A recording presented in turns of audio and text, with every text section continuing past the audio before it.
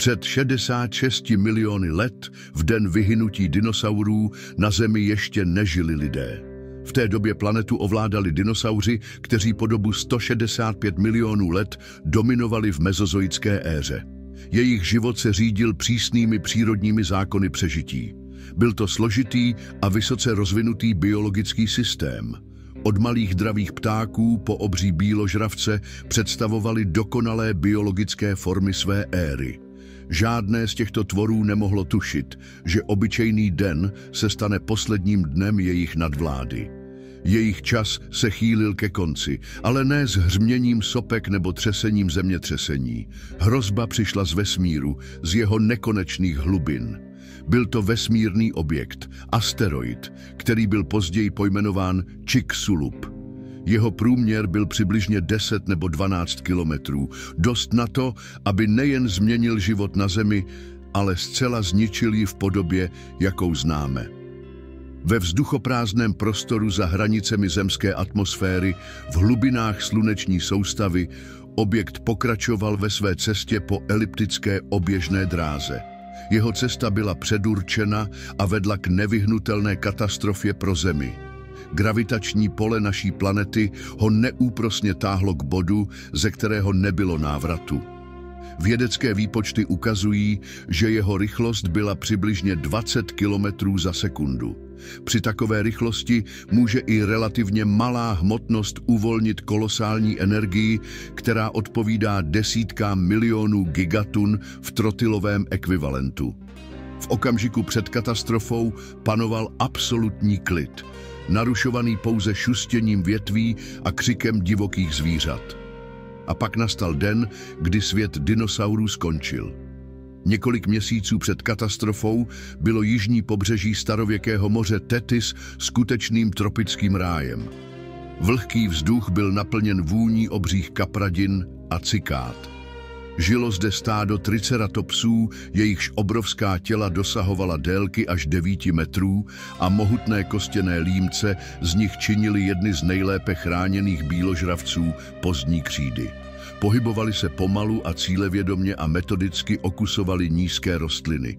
Jejich život probíhal rytmicky a předvídatelně. V hustém porostu v dálce se skrýval Tyrannosaurus rex. Jeho zrak a čich byly zaměřeny na odhalení jakékoliv slabiny v stádu býložravců. Při pozorování triceratopsů působil jako stělesnění dokonalosti dravce. Jeho obrovská lebka, vyzbrojená ostrými zuby a silné zadní končetiny z něj dělali nesporného vládce této země. Nad nimi během dne hlídkovali obrovští kvecalkoatlové, pterosauři s rozpětím křídel 10 metrů. Sloužili jako mrchožrouti i dravci. Ekologický systém křídy byl vyvážený, ale napjatý. Ve vzduchu se vznášely různé ptáky, potomci dinosaurů, a po zemi se pohybovaly malé savce, které nepřesahovaly velikost krysy a nacházely úkryt ve stínu obřích tvorů. Žádný z těchto tvorů, ani obři, ani trpaslíci, necítili blížící se nebezpečí. Život plynul svým tempem a nic nenasvědčovalo tomu, že tento klid byl jen krátkodobým klidem před katastrofou. Ještě před dopadem asteroidu, kdy vnější svět netušil blížící se nebezpečí, byla Země již pod obrovským tlakem. Na území dnešního Indostánu se dlouho před katastrofou odehrála grandiózní planetární událost. Po stovky tisíc let vyvrhovaly dekánské trapy, série mohutných sopečných erupcí, na povrch obrovské množství lávy. Přes trhliny v zemské kůře se do atmosféry dostávaly značné objemy sirného plynu a oxidu uhličitého. Tato činnost vedla k postupné, ale trvalé změně klimatu planety, což vyčerpávalo již tak zranitelné ekosystémy. Vědci se domnívají, že tyto erupce vytvořily předpoklady pro konečné zničení. Vliv sopek byl pomalý a pocházel zevnitř, ale vedl ke zvýšené zranitelnosti planety. Země byla pod dvojím tlakem, vnitřním geologickým stresem a očekávaným vnějším nárazem, který svým rozsahem překoná jakoukoliv pozemskou katastrofu. Pravděpodobně byl asteroid Chicxulub, pohybující se po eliptické oběžné dráze, fragmentem většího nebeského tělesa, které bylo zničeno v důsledku srážky v asteroidovém pásu mezi Marsem a Jupiterem. V posledních hodinách před srážkou, kdy kosmický objekt již pronikal do atmosféry, se musel proměnit v ohnivou kouli neuvěřitelné jasnosti, která zastínila Slunce. Kdyby pozorovatelé byli schopni si uvědomit, co se děje, viděli by podívanou, která nemá v jejich pozemském životě obdoby. Ale rychlost byla příliš velká na to, aby ji bylo možné plně vnímat. Vstup do atmosféry, zahřátí a následný náraz by se odehrály během několika sekund. Tento poslední den mezozoické éry začal jako každý jiný, běžným úsvitem, ale jeho konec se měl stát vrcholem plamenů a celosvětového chaosu. Kosmický kámen o průměru asi 10 kilometrů vnikl do atmosféry Země nad územím dnešního Yucatánu. Jeho rychlost v té době činila více než 72 000 kilometrů za hodinu. Tření o vzduch ho okamžitě proměnilo v ohnivou kouli, která svou jasností mnohonásobně převyšovala Slunce. Tento neuvěřitelný pohled, který trval jen několik sekund, se stal prvním a posledním zábleskem pro několik dinosaurů, kteří stačili obrátit svůj pohled tím směrem. Nic pozemského je nemohlo připravit na takové záření a takovou teplotu.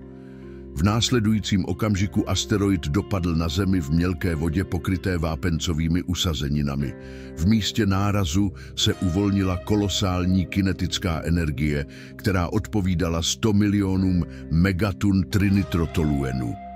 Síla nárazu byla tak velká, že způsobila rozsáhlé geologické změny a vyvrhla obrovské množství hmoty do atmosféry. Výsledkem byl kráter o průměru více než 180 kilometrů a hloubce přibližně 30 kilometrů. Dnes je tento kráter Chicxulub geologickou jizvou na povrchu planety. Pod nepředstavitelným tlakem se zemská kůra v místě nárazu prohnula jako kapalina, nejprve se propadla dovnitř a poté se odrazila nahoru a vytvořila centrální vrchol. Tento vrchol se okamžitě zhroutil a vytvořil charakteristickou prstencovou strukturu. Rozpad hornin vyvrhl do atmosféry obrovské množství vápence a sulfátových hornin, což mělo katastrofální důsledky pro celou planetu. Rychlé odpaření těchto hornin bylo klíčovým faktorem, který vyvolal následnou impaktní zimu. Síla seismických vln z nárazu byla tak velká, že pokryly celou zemskou kouli a vyvolali zemětřesení o magnitudě, kterou nelze měřit na současné stupnici.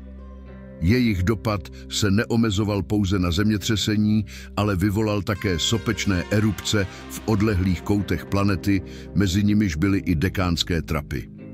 Okamžitě následoval nárazový front z přehřátého vzduchu, který zasáhl stovky kilometrů kolem místa výbuchu. V této zóně bylo vše zničeno. Ekosystémy byly zcela zničeny, mnoho druhů zmizelo prakticky okamžitě. Rostliny a zvířata v okruhu nárazu byly zničeny a rozmetány po stranách. Rázová vlna se pohybovala nadzvukovou rychlostí a nesla s sebou nejen ničivou kinetickou sílu, ale i nesnesitelné teplo. Intenzita tepelného záření byla tak vysoká, že ve vzdálenosti až 2000 kilometrů od kráteru přispěla k samovznícení vegetace a způsobila rozsáhlé požáry. Během několika minut po dopadu bylo do atmosféry vyvrženo obrovské množství látky, roztavené úlomky hornin, vápenec, síra a vodní pára. Část této hmoty, mezi kterou byly miliardy tun roztavené horniny, unikla mimo atmosféru. Stoupající částice se zvedaly do výšky desítek kilometrů a vytvářely ohnivou stopu, která byla příčinou globálního tepelného šoku. Při ochlazování a kondenzaci se tyto částice proměnily ve skleněné kuličky, takzvané tektity, a začaly padat zpět na Zemi. Pád rozžhavených tektitů byl globálním jevem a jejich opětovný vstup do atmosféry vyvolal globální tepelný impuls, který byl doprovázen prudkým nárůstem teploty. Kvůli globálnímu tepelnému impulsu teplota vzduchu prudce vzrostla. Byl to druhý a pro mnoho tvorů kritický tepelný šok. Ti, kteří přežili první rázovou vlnu a přímý dopad výbuchu, se nyní ocitli tváří v tvář teplotě, která byla smrtelná pro ty, kteří neměli úkryt. Zvířata, která se nacházela na otevřeném prostranství, náporu tepelné vlny neodolala. Současně s tím úder v mělkém moři Tetis vedl k vytvoření obrovské vlny. Výpočty ukazují, že v pobřežních oblastech Mexického zálivu mohla její výška dosahovat stovek metrů. Toto tsunami se rozšířilo po bazénech Atlantského a Tichého oceánu, proniklo hluboko do kontinentů a zničilo pobřežní ekosystémy. Po celém světě lze najít usazeniny zanechané tímto megatsunami, které slouží jako tiché svědectví o neuvěřitelné síle katastrofy, která se odehrála. V důsledku nárazu neměla většina živých tvorů v okruhu 2000 kilometrů žádnou šanci na přežití. Jednalo se o mnohostupňovou apokalypsu, rázová vlna, ohnivá živel, globální zemětřesení a megatsunami, které se rozvinuly v prvních hodinách po srážce. V tomto kritickém období záviselo přežití na náhodných okolnostech, na geografické poloze, možnosti najít úkryt a samozřejmě na neuvěřitelném štěstí. Tento den neskončil jen tak, znamenal okamžité úplné vymazání.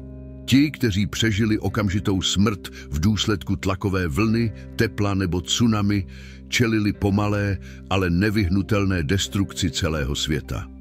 Svět prožíval přechod od náhlé katastrofické události k dlouhotrvajícímu, smrtelně nebezpečnému období, které vědci nazývají paleogenním vymíráním. V důsledku srážky se do atmosféry dostalo nejen obrovské množství roztavených hornin a vodní páry, ale také miliardy tun prachu, sazí a aerosolů.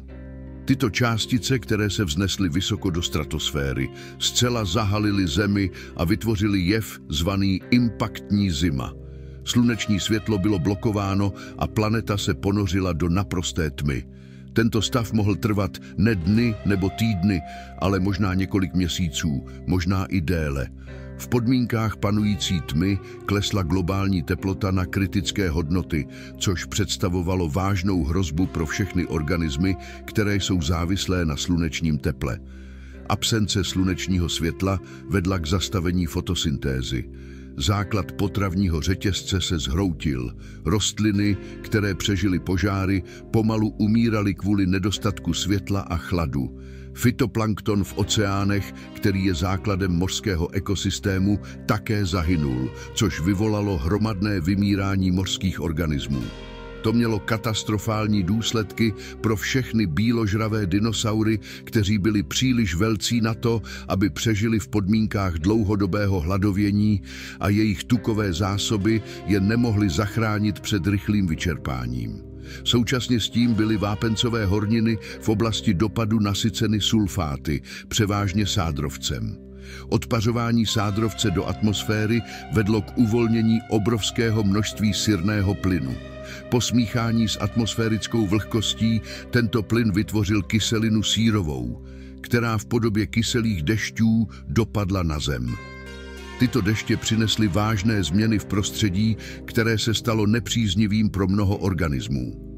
Kyselost atmosférických srážek okamžitě pokryla kontinenty a oceány, rozpouštěla tenké mušle a způsobovala nenapravitelné škody rostlinnému světu. Znečištěné povrchové vody se staly nevhodnými k pití. Ztráta vegetace okamžitě vedla k hladomoru mezi bíložravými dinosaury. Titanosaury, triceratopsy a hadrosauři, kteří denně potřebovali stovky kilogramů rostlinné potravy, byli prvními, kdo trpěl touto novou realitou. Jejich impozantní velikost, která jim dříve sloužila jako ochrana, se nyní stala příčinou jejich zániku. Obrovská těla, neschopná najít dostatek potravy, se stala faktorem bránícím přežití. Umírající dinosauři přestali být kořistí pro dravce a jejich mohutná těla se v nastávající tmě rychle proměnila v nehybné hory masa. Draví dinosauři, například tyrannosaury a velociraptoři, dokázali přežít o něco déle, živíce se mršinami. Ale když se zásoby padlých býložravců vyčerpaly a nové se neobjevovaly, začali i dravci umírat hlady. Netypické formy chování, které mohly přijmout v podmínkách extrémního nedostatku potravy, nedokázaly zastavit systémový kolaps. Celý ekosystém, postavený na rozsáhlé spotřebě, neměl mechanismy pro přežití při náhlém nedostatku zdrojů. Mořské plazy, jako jsou mozaury a plesiosauři, také utrpěly kvůli zničení mořského potravního řetězce. Zničení planktonu a poté malých ryb a amonitů je připravilo o potravu. Zvířata, která se živila na mořském dně, trpěla změnou chemického složení vody způsobenou kyselými dešti. Veškerý život, od mikroorganismů po největší predátory, čelil jednorázové a všezahrnující krizi. K přežití se nejlépe přizpůsobily malé, všežravé nebo mrchožravé živočichy. Malí savci se mohli schovat před horkem a radiací v norách a podzemí a jejich všežravost jim umožňovala získávat potravu ze semen, kořenů, hmyzu a mršiny. Nízký metabolismus těchto zvířat vyžadoval méně potravy, což bylo v podmínkách nedostatku rozhodujícím faktorem. Želvy, krokodýly a některé druhy ještěrek dokázaly přežít díky své studenokrevnosti. Jejich schopnost přežít bez potravy mnohem déle než teplokrevní dinosauři se ukázala jako rozhodující faktor. Schopnost upadnout do strnulosti nebo zpomalit metabolismus v podmínkách chladu a nedostatku světla se pro ně stala skutečnou spásou. Ptáci, jako jediní přeživší potomci dinosaurů, dokázali po katastrofě přežít díky své pohyblivosti. Mohli rychle najít úkryt a nové zdroje potravy. Kromě toho se některé druhy ptáků živily semeny, která byla odolnější vůči kyselým dešťům než běžná vegetace. Vymírání nebylo okamžitou událostí, ale trvalo tisíce let, avšak jeho největší intenzita připadla na první měsíce po nárazu. Zhruba 75% všech druhů na Zemi vyhynulo, ale rozhodujícím faktorem nebyla velikost a síla, ale schopnost přizpůsobit se tmě, chladu a hladu. Dinosauři nepřežili ne kvůli své slabosti, ale kvůli svým obrovským potravním potřebám a neschopnosti ukrýt se před globální, planetární katastrofou. Když globální tma začala ustupovat a kyselé deště ustaly, přeživší tvorové se ocitli ve zcela změněném světě. Místo návratu k dřívější mezozoické stabilitě je čekala nová, neznámá éra. Miliony tun prachu a aerosolů, které kdysi zakrývaly slunce, nakonec klesly na zem, ale zanechaly po sobě jiné, neméně ničivé dědictví. Sírové plyny a oxid uhličitý vypuštěné do atmosféry jak v důsledku nárazu, tak i následných globálních požárů a sopečných erupcí se ve vzduchu nerozpustily beze stopy. Zůstaly v atmosféře a zesílily skleníkový efekt.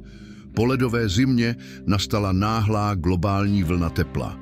Teplota na Zemi prudce stoupla o několik stupňů, což se stalo novým problémem pro ty, kteří přežili původní chlad a hlad.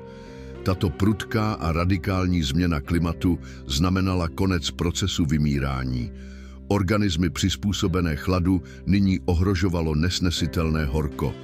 Obzvláště těžce to postihlo tropické ekosystémy, které již tak byly ve stresu. Teplotní výkyvy od mrazivých až po extrémně vysoké se staly silným filtrem, který zničil drtivou většinu neadaptabilních druhů. Oceány také utrpěly dvojitý úder. Kromě kyselých dešťů byla povrchová voda obohacena o oxid uhličitý, což způsobilo okyselení oceánské vody. V důsledku toho zahynulo mnoho planktonických a skořápkových organismů, mezi nimiž byli i amoniti, kteří byli v mezozoiku prosperující skupinou měkkýšů.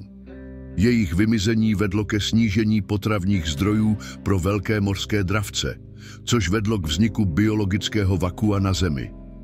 Rychlé vymizení dinosaurů v geologickém měřítku vytvořilo výjimečnou příležitost pro přeživší skupiny organismů. Nejdůležitějším důsledkem této katastrofy bylo uvolnění ekologických nik. Po dobu 65 milionů let dinosauři obsazovali prakticky všechny velké a střední ekologické niky na souši i ve vzduchu. Po jejich vymření získala evoluce volnost pro rozvoj v zcela nových podmínkách. Malí, skrytí savci, kteří žili ve stínu gigantických dinosaurů, dostali šanci na přežití. Jejich hlavními výhodami se stala teplokrevnost, která jim umožňovala zůstat aktivní bez ohledu na počasí, schopnost nosit a krmit mláďata mlékem, což jim dávalo výhodu v podmínkách nedostatku potravy a malé rozměry. V prvních milionech let po katastrofě v paleocénu začal rychlý proces diverzifikace savců.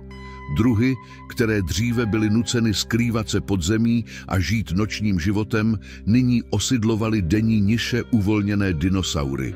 Rostly do velikosti, získávaly nové tvary a přizpůsobovaly se novým zdrojům potravy a novým krajinám. Toto období se stalo obdobím skutečného evolučního výbuchu. Jediným fyzickým důkazem této tragické události je tenká vrstva sedimentárních hornin, kterou geologové nazývají hranicí křídy a paleogenu nebo KPZ hranicí. Tato vrstva, objevená na všech kontinentech, se vyznačuje abnormálně vysokým obsahem iridia, prvku, který je vzácný v zemské kůře, ale běžný v asteroidech. Existence této vrstvy potvrzuje teorii o mimozemském nárazu jako hlavní příčině masového vymírání. Tato tenká, tmavá vrstva v geologické minulosti je němým památníkem minulé éry. Miliony let po katastrofě Země obnovila rovnováhu, ale byl to již zcela jiný svět. Lesy začaly znovu růst, ale bez dřívější dominance kapradin a fauna byla osídlena novými, rychle se vyvíjejícími druhy. Éra dinosaurů skončila a zanechala po sobě pouze zkameněliny v podobě kostí, ale jejich tragické vymizení položilo základ nové éře života, jejíž vrcholem se stal člověk. O 66 milionů let později byl člověk schopen znovu vytvořit obraz toho osudového dne. Den, kdy dinosauři vyhynuli, se stal počátkem naší vlastní historie.